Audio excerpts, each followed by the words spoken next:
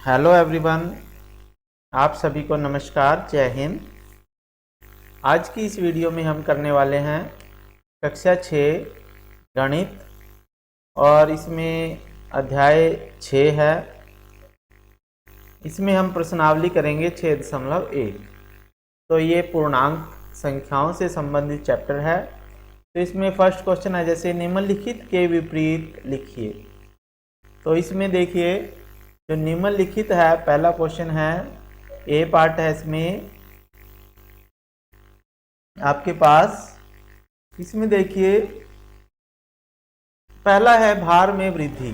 तो ए जो क्वेश्चन है उसमें आएगा भार में वृद्धि, तो इसका आंसर आ जाएगा भार में कमी, यानी उसका उल्टा लिखना है। बी में देखिए, ये कह रहा है क्वेश्चन में 30 मीटर उत्तर दिशा में, तो हमने 30 मीटर दक्षिण दिशा में लिखना है। उत्तर का उल्टा होता है दक्षिण। फिर है 80 मीटर पूर्व, पूर्व की दिशा का उल्टा होता है पश्चिम, तो 80 किलोमीटर पश्चिम। फिर उसके बाद आपके पास डी पार्ट में देखिए, 700 रुपये की हानि कह रहा है वो, और यहाँ अपने 700 रुपये का लाभ लिखना है। हानि का अपोजिट होता है लाभ। फिर वो कह रहा है समुद्र तल से 100 मीटर ऊपर, तो हम लिखेंगे समुद्र तल से 100 मीटर नीचे। तो इस तरह से आपने ये क्वेश्चन पूरा कर लेना है। ठीक है बच्चों, तो ये क्वेश्चन 1 हो गया है। अब हम क्वेश्चन नंबर 2 करेंगे। तो चलिए कर लेते हैं इसको, क्वेश्चन नंबर 2 को। अब आगे आपका है नेक्स्ट क्वेश्चन नंबर 2। निम्नलिखित में प्रयुक्त संख्याओं को उचित चिन्ह लगाकर पूर्णांकों के रूप में लिखिए। तो इसका ये पार्ट है आपके पास। एक हवाई जहाज भूमि से 2000 मीटर ऊंचाई पर उड़ रहा है। तो ऊंचाई पर उड़ रहा है, तो ऊंचाई को हम धनात्मक लेते हैं, जमा लेते हैं, पॉजिटिव लेते हैं। इसलिए ए पार्ट का आंसर लिख दिया 2000 मीटर। जिसके आगे कोई भी चिन्ह ना हो तो वो धनात्मक होता है, पॉजिटिव होता है, जमा का होता है। ठीक है।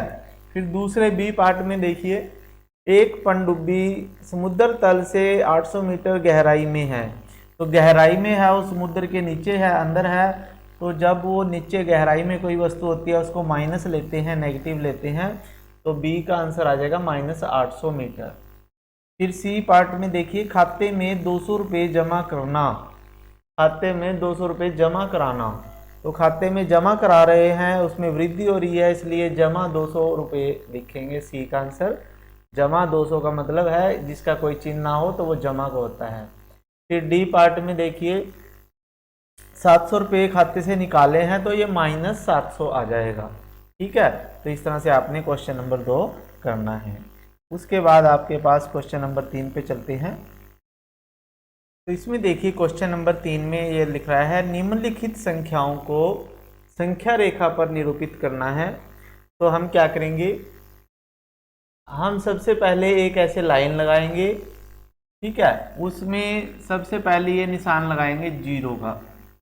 फिर समान अंतराल पे हम काउंटिंग लिखेंगे, 1 2 3 4 5 6, ये निशान लगाते हुए जाएंगे और ये 8 तक काउंटिंग लिख ली, या 10 तक भी आप लिख सकते हो। और 0 के बाईं तरफ आपने माइनस की संख्याएं लेनी है, -1 -2 -3 -4 -5 -6 -7, तो इस तरह से। ठीक है। तो ये सबसे पहले कह रहा है ए भाग में। तो ए भाग में ये कह रहा है कि -5 को निरूपित करना है, जमा 5 को निरूपित करना है। तो जो जमा का 5 है, इसके ऊपर आपने ऐसे सर्कल लगाना है और उसके ऊपर जमा 5 लिख लेना है। तो ये जमा का 5 बिंदु यहाँ पे है। फिर बी पार्ट में ये कह रहा है कि आपके पास -10 लिखिए। तो -10 माइनस वाली संख्याओं में ये -10 है, तो इसका जो चिन्ह है इसको आपने सर्कल करना है और इसके ऊपर -10 लिखना है। ठीक है। तो ये -10 चिन्ह यहाँ आ जाएगा। फिर सी पार्ट में ये कह रहा है कि जमा का 8 बताइए कहाँ पे है। तो हमने क्या किया, यहाँ पे ये जमा के जो है ये यहाँ जमा का 8 है, तो इसके चिन्ह को सर्कल किया और उसके ऊपर जमा का 8 लिख दिया। ऐसे ही -1 के को सर्कल किया और -1 लिख दिया। फिर -6 को सर्कल किया, -6 लिख दिया। तो इस तरह से आपने ये क्वेश्चन करना है। ठीक है, नेक्स्ट क्वेश्चन पे चलते हैं, क्वेश्चन नंबर 4 पे। तो नेक्स्ट क्वेश्चन है आपके पास क्वेश्चन नंबर 4। तो इसमें देखिए, संलग्न आकृति में एक ये ऊर्ध्वाधर आपको चित्र दिया गया है, एक लाइन दी गई है, नंबर लाइन। इस पर ये लिखा हुआ है मैथ में D+8, फिर CBAOHGFE। तो इस तरह से ये अंग्रेजी के अक्षर इस पे लिखे हुए हैं। तो निम्नलिखित बिंदुओं के स्थान ज्ञात कीजिए।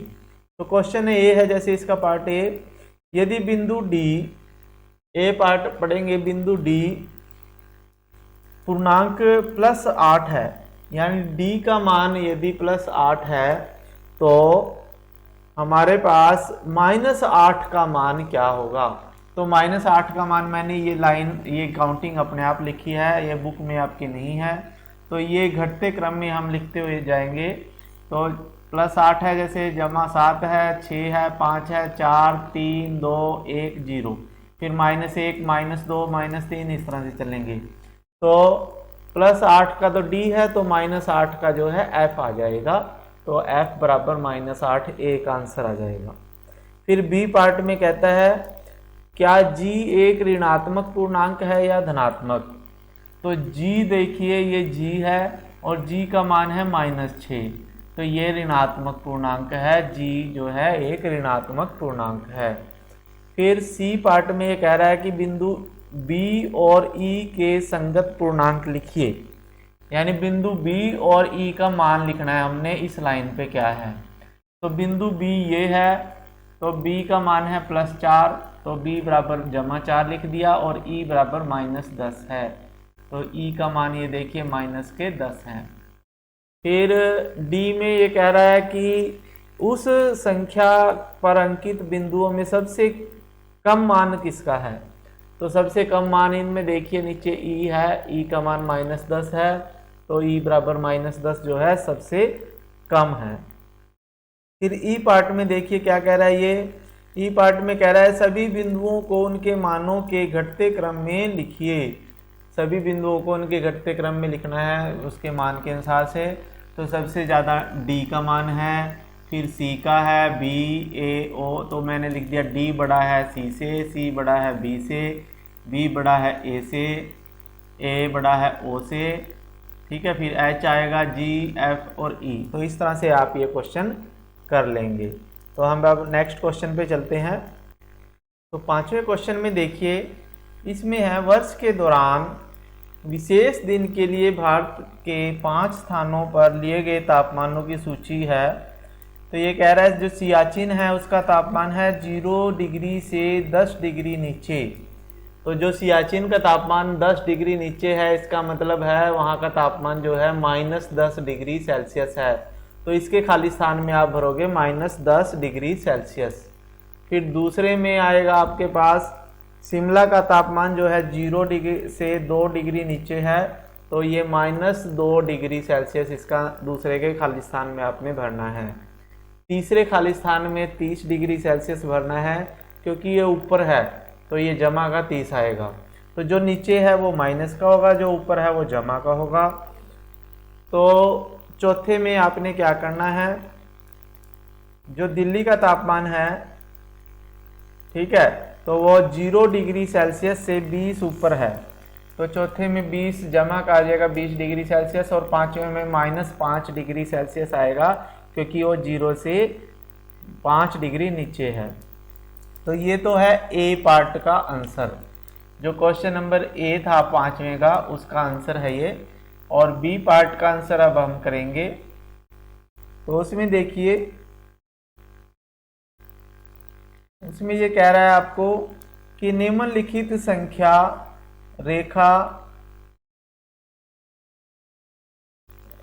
रेखा डिग्री सेल्सियस में तापमानों को निरूपित करना है। यानी जो संख्या रेखा आपको दी गई है, इसके ऊपर इन तापमानों को दर्शाना है। भी ये कहाँ पे आ रहे हैं, जो अभी हमने लिखे हैं।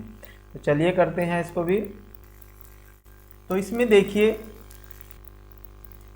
देखिए आपको जो ये तापमान दिए गए हैं हमने ए पार्ट में किए हैं, इसको हमने इस संख्या रेखा के ऊपर दिखाना है कहाँ कहाँ पर है ये तापमान।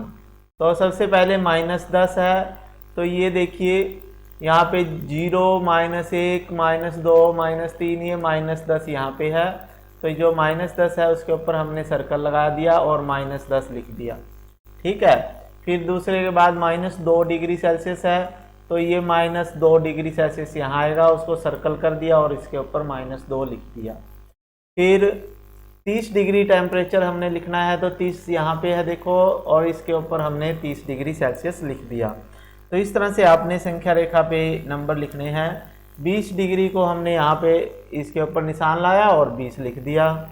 फिर -5 डिग्री सेल्सियस, -2 और -10 के बीच में है ये -5, तो इसके ऊपर हमने बिंदु लगाया और -5 डिग्री सेल्सियस लिख दिया। तो इस तरह से आपने ये संख्या रेखा के ऊपर लिखने थे नंबरों को। ठीक है, उसके बाद आगे भी क्वेश्चन है इसके। अब इसी में नेक्स्ट क्वेश्चन है सी पार्ट, आपको पूछा हुआ है कि कौन सा स्थान सबसे ठंडा है। तो सबसे ठंडा स्थान वो होता है जहाँ का तापमान सबसे कम होता है। तो संख्या रेखा पे देखिए -10 जो है तापमान सबसे कम है, और वो -10 तापमान सियाचिन का है। सियाचिन का -10 डिग्री सेल्सियस है। ठीक है, तो ये सबसे ठंडा स्थान है। फिर डी पार्ट में वो पूछ रहा है कि उन स्थानों के नाम लिखिए जिनका तापमान 10 डिग्री से ऊपर है। तो उन स्थानों का नाम हमने लिखना है जिनका तापमान 10 से ऊपर है। तो उनका तापमान जैसे एक तो 30 डिग्री है 10 से ऊपर, एक 20 डिग्री है। तो 30 डिग्री है अहमदाबाद का और 20 डिग्री है दिल्ली का। तो ये दोनों अहमदाबाद और दिल्ली जो है इसके आंसर आ जाएंगे। ठीक है क्वेश्चन, तो ये पांचवा क्वेश्चन था, सारा पूरा हो गया। अब हम नेक्स्ट क्वेश्चन पे चलते हैं। तो ये देख लीजिए आप, सी और डी में क्या कह रहा था ये। तो सी पार्ट ये है, डी पार्ट ये है। ठीक है, अब हम छठा क्वेश्चन करेंगे। आगे है क्वेश्चन नंबर 6 में ये कह रहा है कि निम्नलिखित युग्मों में कौन सी संख्या रेखा पर दूसरी संख्या के दाईं ओर होगी। तो संख्या रेखा पर दाईं ओर हमेशा बड़ी संख्या होती है और बाईं ओर हमेशा छोटी संख्या होती है। तो ए पार्ट में जैसे 2 और 9 कह रहा है कि 2 और 9 में से दाईं ओर कौन सी है, बाईं ओर कौन सी है। तो मैंने दोनों तरफ बता दी। जो छोटी संख्या 2 है वो बाईं तरफ होगी और दाईं तरफ बड़ी संख्या 9 है। फिर -3 और -8 में से बी पार्ट में है ये, तो -8 छोटी संख्या होती है, ये बाईं तरफ होगी। -3 बड़ी संख्या होती है। जो माइनस वाली संख्याओं में जो आपको बड़ी लगती है वो छोटी होती है। ठीक है, और एक अगर जमा की हो, एक माइनस की हो, तो माइनस वाली हमेशा छोटी होगी, जमा वाली हमेशा बड़ी होगी। ये आपने याद रखना है। तो 0 और -1 में से -1 बाईं ओर होगी क्योंकि ये छोटी है, और 0 दाईं ओर होगी क्योंकि ये बड़ी है। फिर -10 और -11 और 10 में से -11 बाईं ओर होगी, 10 दाईं ओर होगी। ऐसे ही ई पार्ट में जमा का 6 जो है दाईं तरफ होगा और एफ में जमा का 1 दाईं तरफ होगा। तो ये आपने क्वेश्चन नंबर 6 करना था ऐसे। ठीक है, अब हम क्वेश्चन नंबर 7 करेंगे। आगे है क्वेश्चन नंबर 7। नीचे दिए गए युग्मों में पूर्णांकों के बीच के सभी पूर्णांक लिखिए बढ़ते हुए क्रम में। ठीक है, तो जो भी पूर्णांक आपको दिए गए हैं उनके बीच में जितने भी पूर्णांक हैं उनको बढ़ते क्रम में लिखना है। जैसे आपने लिखना है 0 और -7 के बीच में बढ़ते क्रम में लिखना है।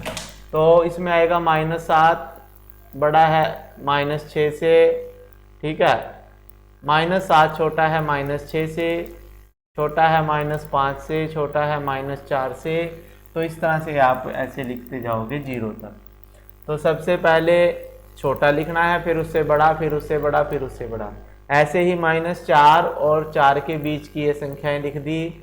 फिर -15 और -8 के बीच की संख्याएं हम लिखेंगे। तो -15, -14, -13, 12, 11, 10, 9, 8, इस तरह से आप सभी संख्याएं लिखोगे। मैंने बीच में छोड़ दी हैं थोड़ी, आप सभी लिखेंगे। फिर -30, -29, -28, 23, 26, 25, 24, 23। तो इस तरह से आपने ये सभी संख्याएं लिखनी है। तो ये क्वेश्चन नंबर 7 का आंसर हो जाता है। अब हम क्वेश्चन नंबर 8 करेंगे। आगे है क्वेश्चन नंबर 8 में ये कह रहा है कि ए पार्ट में ये कह रहा है कि 20 से बड़े 4 ऋणात्मक पूर्णांक लिखिए। -20 से बड़े 4 ऋणात्मक, यानी माइनस वाले होने चाहिए वो। तो -20 से बड़े होंगे -10, -15, -8, यानी -1 और -19 के बीच की कोई भी संख्याएं आप लिख सकते हो, वो सभी आ जाएंगी। तो ये मैंने लिख दिया -15, -10, -8 और -1। ऐसे ही बी पार्ट में कह रहा है कि -10 से छोटे 4 पूर्णांक लिखिए। तो -10 से छोटे ऋणात्मक पूर्णांक हैं, तो ये सभी आएंगे -11, 12, 13, 14। ये माइनस वाले कोई भी आप 4 पूर्णांक लिख सकते हो, तो ये आपका आंसर आ जाएगा। अब हम क्वेश्चन नंबर 9 करेंगे। तो आगे है क्वेश्चन नंबर 9। इसमें ये कह रहा है कि सत्य और असत्य बताइए। तो उसके बाद है ये कह रहा है कि यदि कथन असत्य है तो सत्य बताइए क्या है।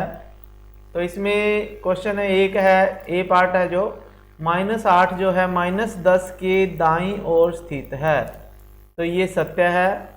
ठीक है, -8 जो है बड़ा होता है -10 से, इसलिए दाईं तरफ होगा। अब ये कह रहा है बी में -100 -50 के दाईं ओर है, तो -100 जो है -50 के बाईं ओर होगा, तो ये असत्य है। तो ये कहाँ होगा? बाईं ओर। ठीक है, तो ये बाईं ओर होगा। फिर उसके बाद है सबसे छोटा ऋणात्मक पूर्णांक -1 है, तो ये भी असत्य है, क्योंकि सबसे छोटा ऋणात्मक पूर्णांक हमें पता ही नहीं कौन कितना होगा। फिर -26 और -25 से बड़ा है, तो ये भी असत्य है, क्योंकि -26 जो है -25 से छोटा होता है। ठीक है, तो ये इसका आंसर आएगा, छोटा होता है। ठीक है बच्चों, 9th क्वेश्चन हो चुका है। अब हम 10th क्वेश्चन करते हैं। आगे है क्वेश्चन नंबर 10। ये कह रहा है कि एक संख्या रेखा खींचिए और निम्नलिखित प्रश्नों के उत्तर दीजिए। तो ए पार्ट में ये कह रहा है कि यदि -2 से हमने ये संख्या रेखा खींच ली है, इधर बाईं तरफ है 0 से और इधर दाईं तरफ है। ठीक है, तो ये कह रहा है कि -2 के दाईं ओर 4 कदम चलें। ए पार्ट में देखिए, -2 के दाईं ओर 4 कदम चलें। तो -2 से दाईं ओर 4 कदम चलना है, तो हम कहाँ पहुँचेंगे? जैसे एक कदम, फिर दूसरा कदम, तीसरा और चौथा। तो हम कहाँ पे पहुँच गए? तो ए पार्ट में आपका आंसर आ जाएगा 2 आ जाएगा, जमा के 2 पर पहुँच जाते हैं। फिर बी पार्ट में पूछ रहा है कि यदि हम 1 के बाईं ओर 5 कदम चलें, तो 1 से बाईं ओर चलना है। अब हमने 5 कदम, जमा का 1 है हमारे पास। ठीक है, तो जमा का 1 है, उससे 5 कदम बाईं ओर इधर चलेंगे। तो एक कदम यहाँ से आ गया जैसे, फिर दूसरा कदम आ गया, फिर तीसरा कदम आ गया। ठीक है, 1, फिर 2, फिर 3 और फिर ये -3 -4। तो ये 3 और इधर 4 कदम, फिर 5 कदम। ये कह रहा है कि बाईं तरफ चलें, तो कहाँ पहुँचेंगे? -4 पे पहुँच जाते हैं। तो इसका आंसर आ जाएगा -4। ठीक है, फिर ये कह रहा है यदि हम संख्या रेखा पर -8 पर हैं, कहाँ पर हैं? इधर है कहीं -8 पे। ठीक है, और -13 पर पहुंचने के लिए हमें किस दिशा में जाना होगा? यानी इसी दिशा में -8 है और आगे जाके -13 है, तो किस दिशा में जाना होगा? बाईं तरफ जाना होगा। तो इसमें सी का आंसर आ जाएगा बाईं तरफ। ठीक है, बाईं तरफ। बाईं तरफ हमें 5 कदम चलने होंगे वही। फिर उसके बाद है डी पार्ट में कह रहा है कि यदि हम संख्या रेखा पर -6 पर हैं, कहाँ पर हैं? यहाँ कहीं -6 पर हैं और -1 पे पहुँचना है। -6 से -1 पे पहुँचना है, तो कितनी कदम चलेंगे? तो वो हो जाएगा 5 कदम चलना होगा दाईं तरफ। तो ये कह रहा है कि किस दिशा में चलेंगे, तो इधर चलेंगे दाईं तरफ। ठीक है, दाईं तरफ चलेंगे। किस दिशा में चलेंगे, दाईं तरफ। तो ये आपने क्वेश्चन करना है। तो ये एक्सरसाइज पूरी हो जाती है। यदि आपको ये वीडियो अच्छी लगी तो इसे लाइक कीजिए, चैनल को सब्सक्राइब कर लीजिए यदि नहीं किया, और घंटी के बटन को दबाइए। और इससे क्या होगा, सबसे पहले आपके पास वीडियो पहुंचेगी जब भी नई वीडियो आएगी। और अपने दोस्तों के पास भी इसे शेयर कीजिए। ठीक है बच्चों, फिर मिलेंगे नई एक्सरसाइज के साथ। ओके, थैंक यू, जय हिंद।